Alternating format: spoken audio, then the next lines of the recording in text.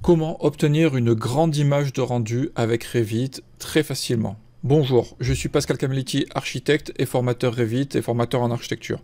Aujourd'hui, je vais vous montrer comment obtenir une image de grande taille avec Revit lorsque vous avez réalisé donc un point de vue 3D ou une image 3D et avoir un rendu en pixels de bonne qualité. Avant de démarrer ce tuto, je vous rappelle que vous pouvez cliquer donc sous la vidéo dans le lien. Ça vous permettra de télécharger donc les 6 pépites de Revit. Pendant 6 jours, vous recevez un mail par jour pour vous accompagner et vous permettre d'avoir donc des facilités avec Revit. Donc vous cliquez sous la vidéo, c'est très rapide, très simple. Vous rentrez votre mail et vous recevez un mail tous les jours pendant 6 jours. Et après, je vous contacte de temps en temps pour vous envoyer des informations sous Revit. Allez, on démarre maintenant le tuto. Alors, il vous suffit simplement, donc vous allez ici dans la vue 3D, donc vous avez réalisé, et là si vous cliquez sur le contour, on ne peut pas avoir d'informations. La première chose à faire, vous allez ici donc sur la théière, vous allez cliquer ici, vous allez voir les dimensions. Donc là, si on est en écran, on est en pixels, donc c'est minuscule. Ici, vous allez la mettre en 150 points par pouce. N'allez peut-être pas au-delà, parce que si vous imprimez, ça sert à rien. Mis à part si vous allez avoir des grands formats, mais autrement, limitez-vous.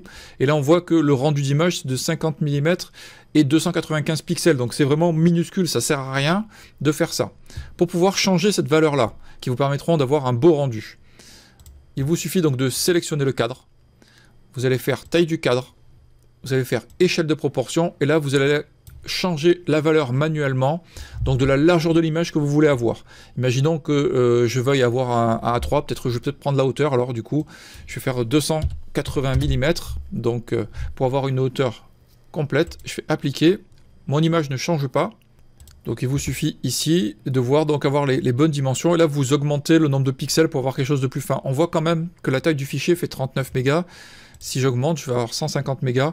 Alors après, à vous de voir la finesse. Par contre, ça va automatiquement augmenter le temps de calcul de Revit. La qualité du rendu, allez sur une qualité moyenne au départ. Vous allez sur une qualité optimale à la suite. Et si vous voulez faire un rendu final, je vous conseille d'aller sur une qualité de haute qualité. Donc à vous de déterminer quel est le niveau que vous voulez avoir de rendu. Tout simplement. Bon, là, on va dire que même si je reste sur du qualité brouillon et je prends, on va dire, un 150, je fais OK. Bon, je ne vais pas lancer le rendu parce que c'est pas l'intérêt là.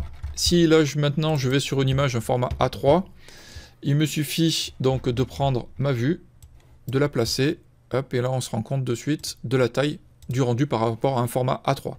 Donc, vous double-cliquez, vous sélectionnez le cadre, vous le masquez, et après vous aurez votre image avec les bonnes proportions par rapport à votre format A3. Bon, si vous avez des questions, vous n'hésitez pas. Je vous rappelle, vous cliquez donc sous la vidéo pour pouvoir bénéficier donc des 6 pépites de Revit. Vous likez, vous partagez, vous abonnez à la chaîne. Et je vous dis à très bientôt. Posez-moi toutes vos questions sous la vidéo, en commentaire. Comme ça, je vous accompagnerai. Si vous avez, je vous ferai des vidéos tutos complémentaires, etc. Donc, je vous dis à très bientôt. Au revoir.